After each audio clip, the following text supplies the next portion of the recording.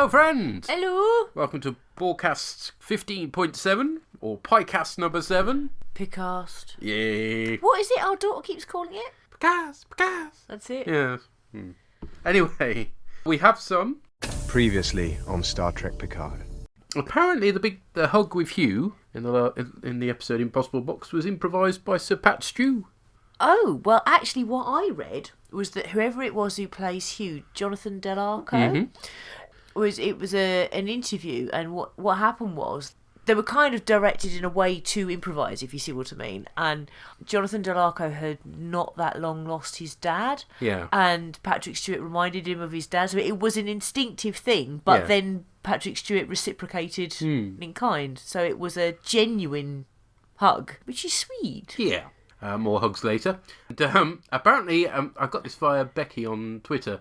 Elnor in Elvish, because everybody's remarked on how Elvish he seems. Well, in the Elvish language of Tolkien means Star Trek. That's so cool. Or Star Walk, anyway, but that's close enough. Yeah. Brilliant stuff. Yeah. We've also heard from Purry. Hello, Orgs. Purry here to talk about the latest Picard episode, well, the one that you did last week, The Impossible Box. So this is my Picast feedback.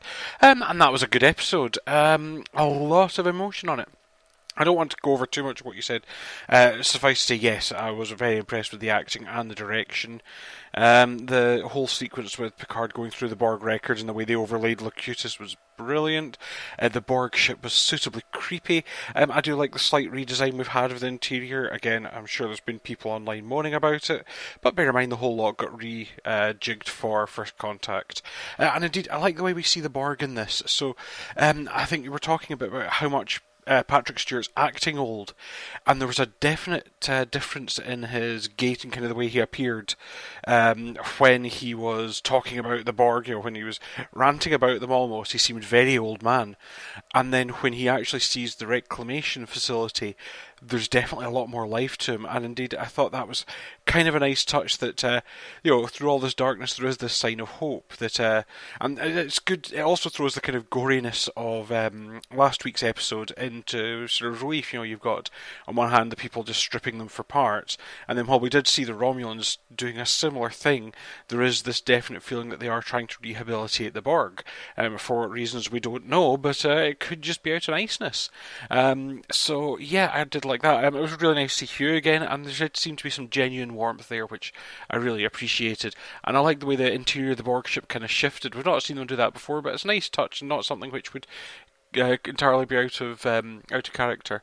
I hope we're not going to lose young Elrond there, because that did seem like his sort of I will stand and fight them off.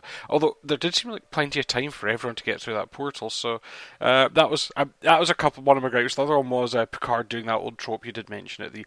I've no time to explain. I think she might be an android. All right, yeah, that's how little time. That's how much time it would have taken Picard to explain it. It is one of those bits that I hate.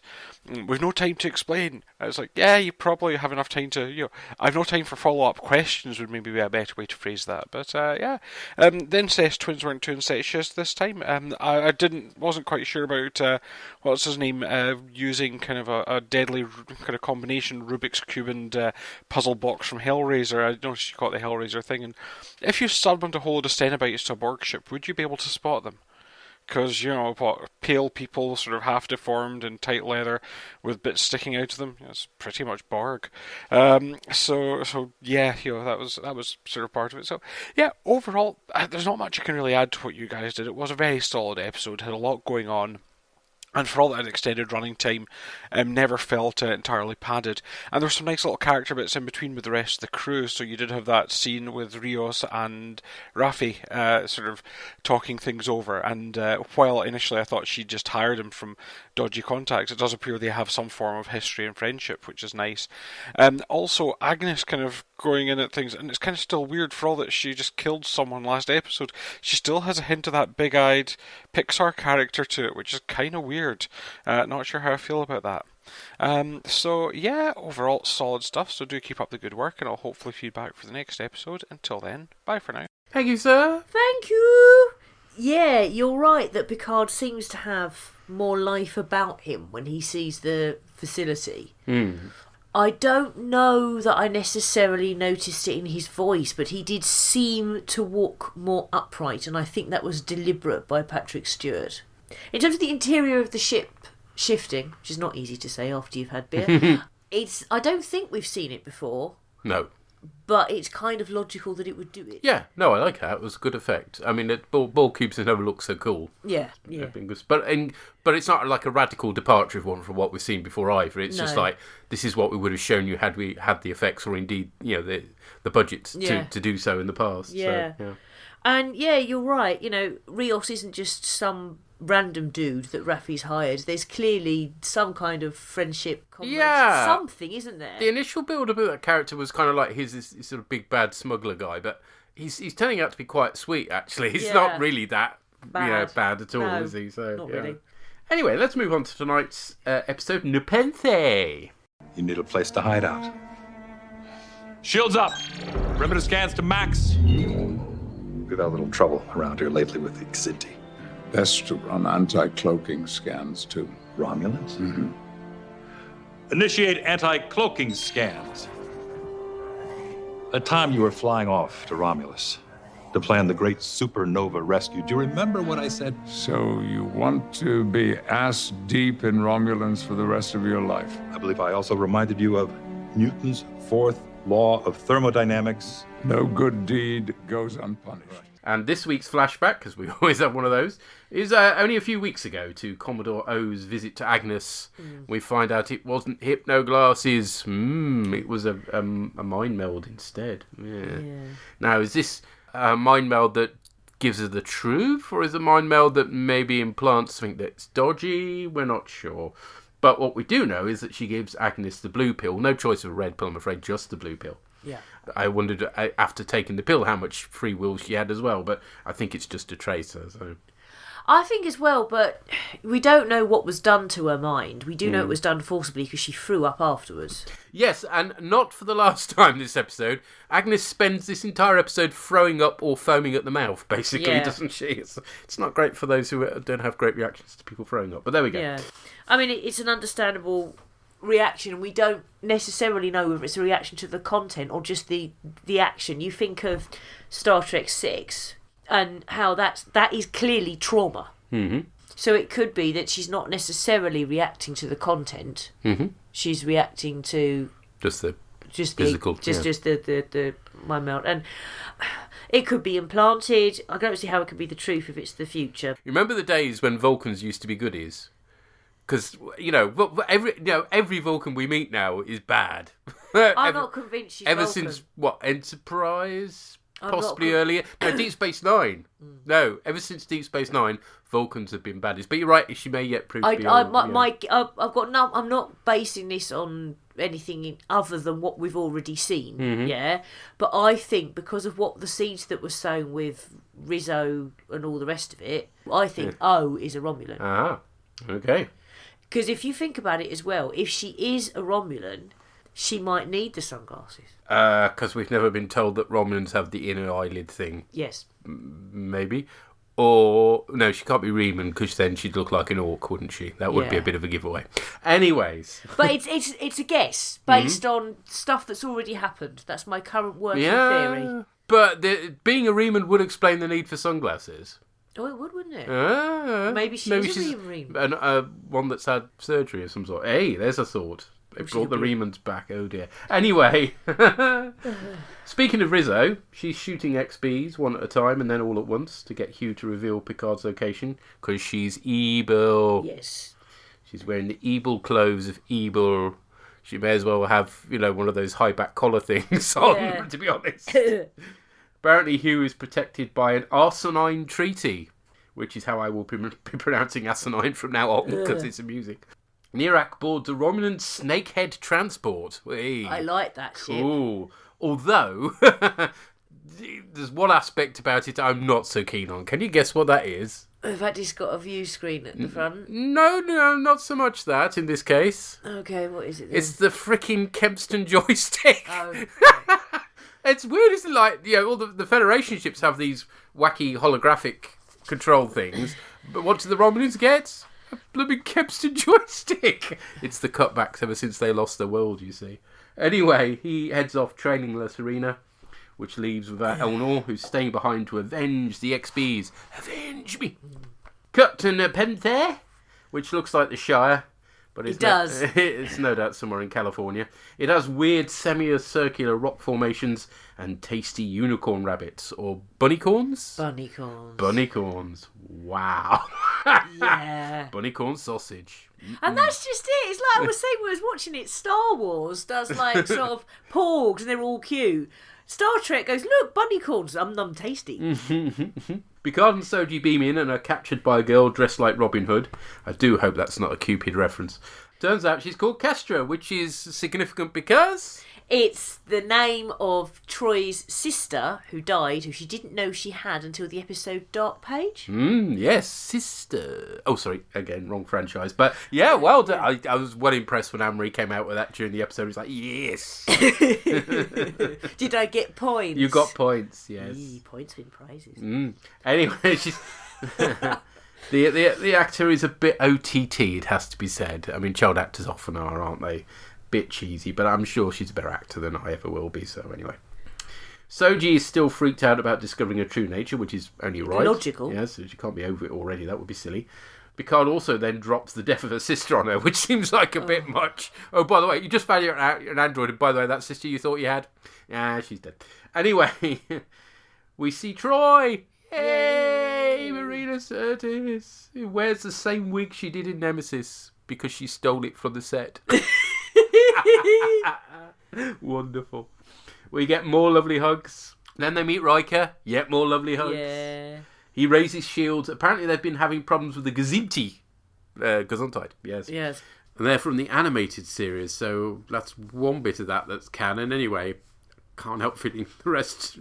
Some of the rest of it can't be. I thought he said Zindia initially. I'm thinking, weren't they supposed to have joined the Federation at some point? But no, it's having seen the subtitles now, it's Kazinti. It sounds like as the sort of episode goes, because it's a slow one, and I suspect if you've got no grounding in Next Generation, you may find it'd be interesting to hear from people who haven't watched the Next Generation or not watched it much, just what they make of this, because it does rely upon your fondness for these characters, and obviously if you've got no previous, you're not going to have that. But we find out they've lost a son called Thad, which is really Thad. And they came to Nepenthe for its healing properties, which is a bit worryingly close to Baku, but never mind. Yeah. Yeah, it doesn't go down that route, thankfully. We later find out he couldn't be cured because of the technology banned after the synth revolt, which seems very harsh, and heightens the whole tension around their family now being in peril if they've got one child left, and understandably they want to protect her. It's all very, very sweet. I'm sorry, I did blub a bit during this, but everybody else ridiculed me. Ridiculed I was. I didn't blub at this bit, and the reason I didn't is because although there's such a lovely couple in it. It's like I've lost a kid it tugged at the heartstrings. I'm not saying I felt nothing, but the reason I didn't blub is because we never met Thad. I suppose not, but it's so well acted. You just I mean, bless her, Marina Sirtis is just like... Oh no, she acts all of that really, really well. Only hampered by the plastic on her face. Aww. Her mouth, just no. Yeah, I know, but bless her. But in terms of the acting, I mean, you know what I mean. You really do believe that she lost a child. The only reason it didn't set me off, if you see what I mean, is because at no point had we met the child, had we seen the child, and so for me, it's like I feel for them, but it wasn't in. It's not something. Yeah, I'm not emotional because of the child. I'm emotional about the effect that it's had on them. That's anyway. But yeah, I mean, I see what you're saying. It's not something that was going to, not without something longer. I don't think. I think to make me feel that would require a film. Well, I mean, I like the way they don't reveal it straight away. There's things like, you know, she's cautiously opens the bedroom door, and they drop in references, and you assume he's out playing Robin Hood initially as well. And it's only as the thing goes on when, you know, she's reluctant to go in the room, and then it's all pristine, and you think, oh no, you know. Yeah. Anyway, presumably to keep newcomers interested, we cut from time to time to La Serena. Rios has spotted Narek's ship and drops out a warp, so he'll overshoot them. Agnes references the Gormagander from Discovery, so they're ticking off the Trek shows as we go along. Raffi has picked up on the fact that Agnes doesn't want to find Soji now and decides that cake is the answer. Yeah. Because Well, of we course thought it is. initially our daughter went drugs. Yeah, it's because she's smoking on a snake Yeah. pipe at the time, and you do wonder if that's what she's going to suggest. But Agnes is like, cake? Yeah. Riker works everything out and advises baby steps. Baby steps. Baby steps. Baby Except we're not going to use that quote because, of course, it's turned out now he's Me Too and yes. Oh dear. Muppet movie ruined. Never mind. Troy tries counselling Soji, and basically they're both, Troy and Riker, are given far more depth of character than they ever had on Next Generation, just in this short episode. It's brilliant, absolutely. But I think one of the reasons for that, though, is because the two actors and some of the people on making the show as well, but mostly the two actors, wanted them to have a relationship and to be able to act a relationship, and they kept being told this is no. a bit like, here's what you could have won. Yeah, Isn't it? It's like, exactly. this is It how does- the series could have gone yeah. had you let this thing play out So, the natural way. But Every hey. now and again, they got moments like that when they were allowed to act them. Yes. Like on that planet where they kiss, Yeah. even though it's like, Yeah, I know. not, yeah. No. Anyway, We've been there. there are some others where the warmth between them is really clear and obvious. And you're right, it does feel like this is what you could have won. I mean, it's natural, but and also really well acted. Yeah, and it's the most. I think it's one of, along with maybe Cisco and Cassidy. It's one of the best couple relationships we've had in Trek, really. Yeah. Hugh and Elnor head for the Queen's cell, but Rizzo heads them off, where they're plotting against her, so able to ignore the treaty now. Elnor offs her guards, but she kills Hugh. It's a bit of a rough ride for the poor XP, isn't it, in this episode? Blimey. Agnes foams up red velvet cake, which is nice. The Troy family, plus visitors, sit down to eat with an insane number of candles on the table. Who the hell has that number of candles? Well, I don't, the only thing It's a fire hazard. it's a fucking fight. How can they pass things? How can they pass the salt? Ah! Yeah, exactly. The only thing I can think of is that they so missed the ouchie table of ouchie Yeah. from the conference room that they were always bashing their legs on, that they found a way to repeat it by having far too many fucking candles and regularly burning themselves. Yeah. And funny enough, they do treat this like a conference in the do. conference room, don't they? Yeah. You know, so that Picard at one point says, views or whatever, and so Riker then chips in. It's quite amusing. It's like basically it's the Bernie table of Bernie. It is the Bernie table of Bernie. It's the ouchie table of ouchie. Soji decides to trust Picard, and Kestra texts a Captain Crandall, who sounds very interesting, but we never get to see him, to find out where the android homeworld is likely to be. Now the name Crandall is ringing bells with me, but I don't know. Not Crandall. Crandor is a character from Blake 7. I think it's Crandall, but I haven't checked that on memory. Oh no, you're right. He's from the one with the clit. Crandor! Yes! Yes, we're back to Star City, and we don't want to be back there again. No, we don't. Rios thinks Raffi is being tracked and is endangering their lives, which is ironic. Agnes knows different and injects herself with uranium, as you do. Yeah. Vomiting foam this time, so third one's a charm.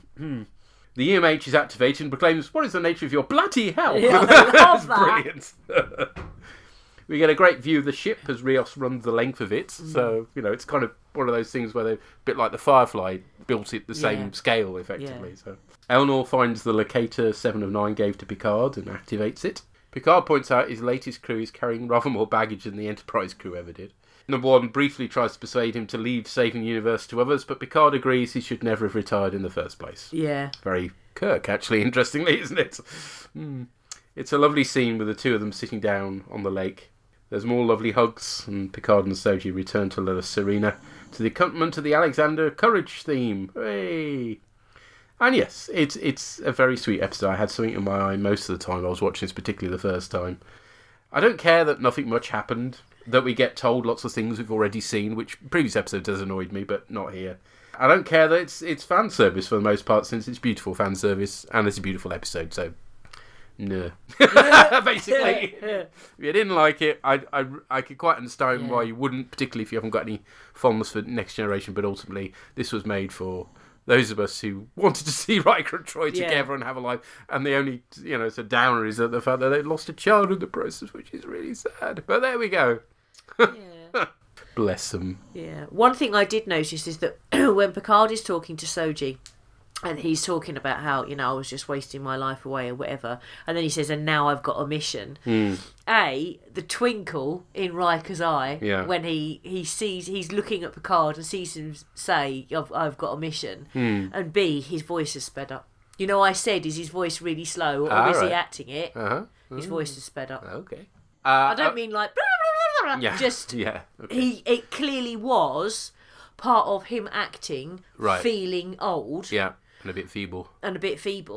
And we saw him walk taller last episode. And now he's no longer sounding as old in his voice. It's called acting, lovey. Exactly. Splendid. The other thing I noticed was at one point he asks Riker whether he's likely to go back into service, and Riker said he's kind of on reserve or something. Yeah. He wouldn't expect to be called back, which I know was some sort of reference to him and Troy not appearing for the rest of the series or not, or whether there will be something drastic enough to justify them being in it, but I thought it was kind of meta, really. Yeah. I like Or maybe you should have just said only as a director, Lovey. I'm afraid, though, that's not where my brain went. Uh-huh. I'm afraid I automatically thought of Dad's Army. Okay, right. And the idea that he's, not active enough and not fit enough. And So Riker is, Captain Mannering? Okay. I don't know, but just basically he's kind of like the home guard. Right. That's where my brain went. Okay. Because he's... I'm just recasting Dad's Army with the Next Generation crew now to see who's Godfrey. Is it Worf? Pike is Wesley. Yes. Don't tell him your name, Wes.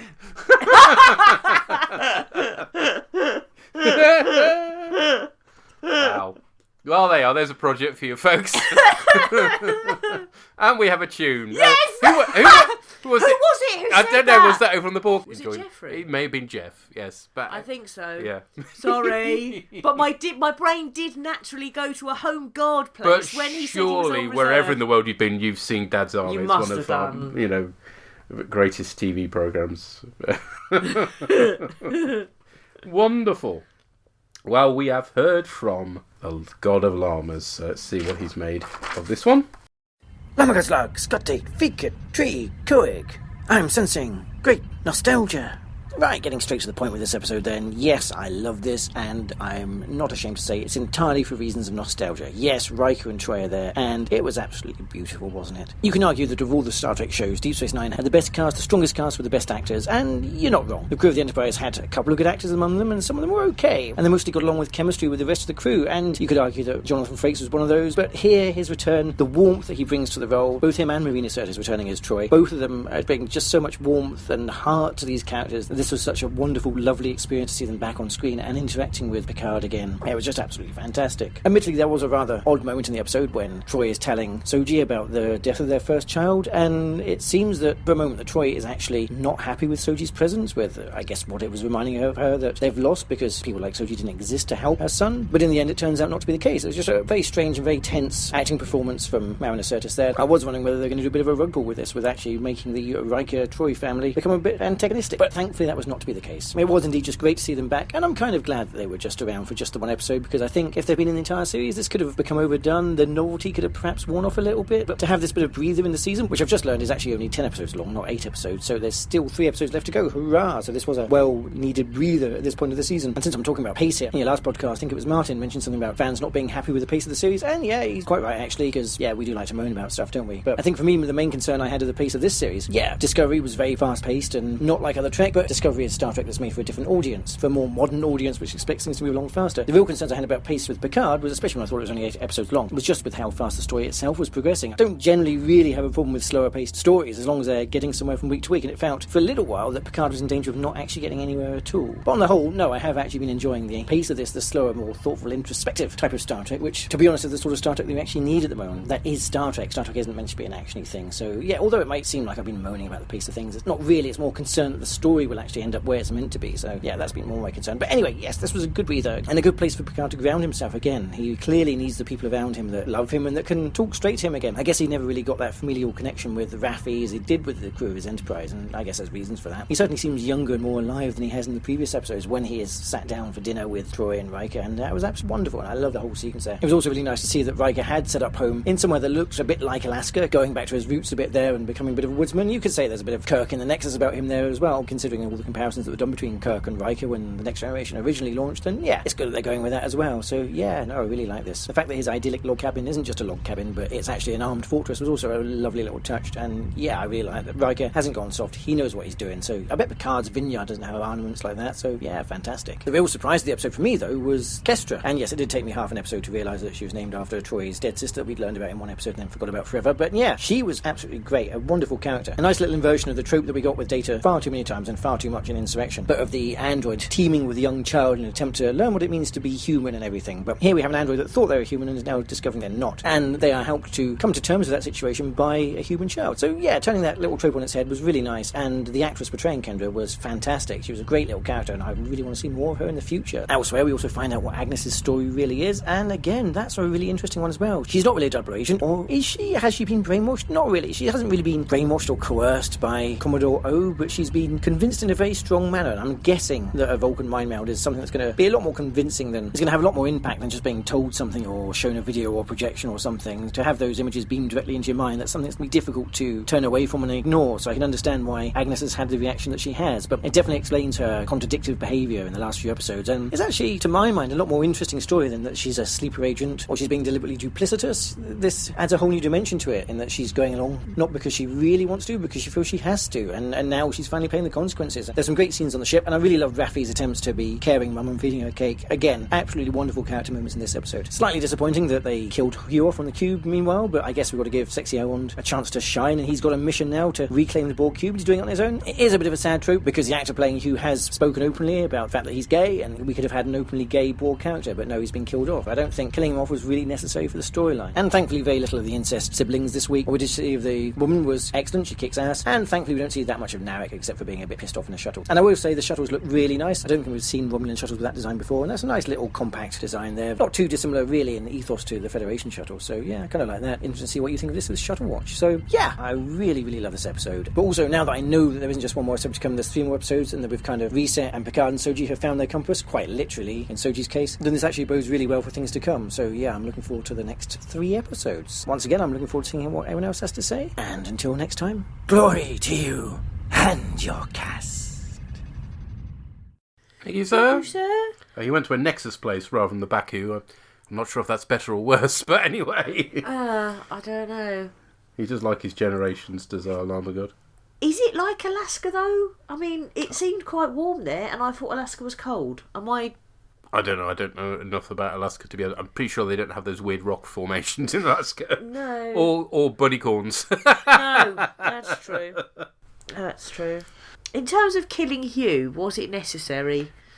It seemed a bit harsh, just because, we only just met him again, and now they've killed him off. Yeah. But they've got to prove that Rizzo's a badass, nasty person, and the best way of doing that is to get them killing characters that we care a bit about, so, yeah. I don't know, I think for me it depends what happens. Is it that he stays dead and nothing happens, which for me would be a shame?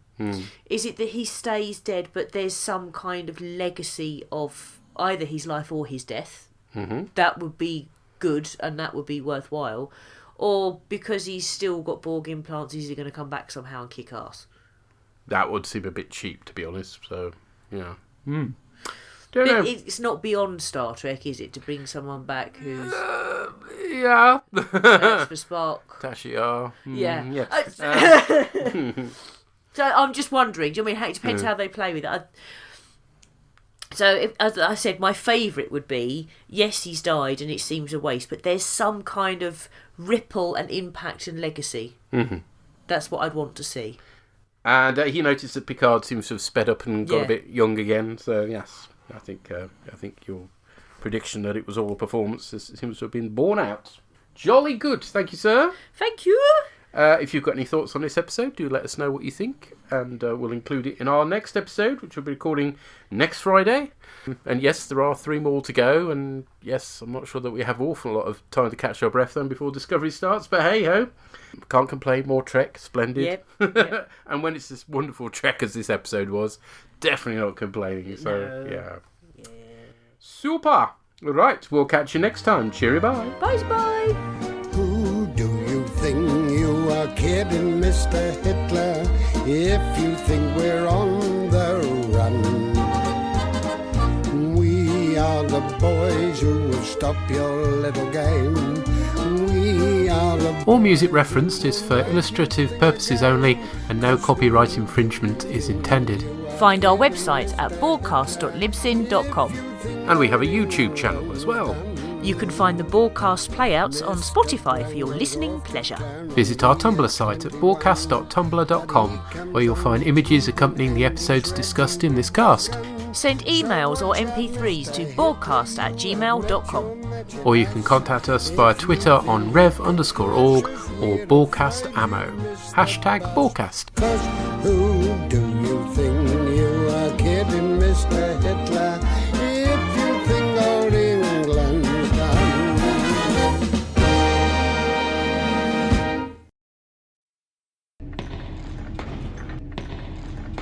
Shut it down!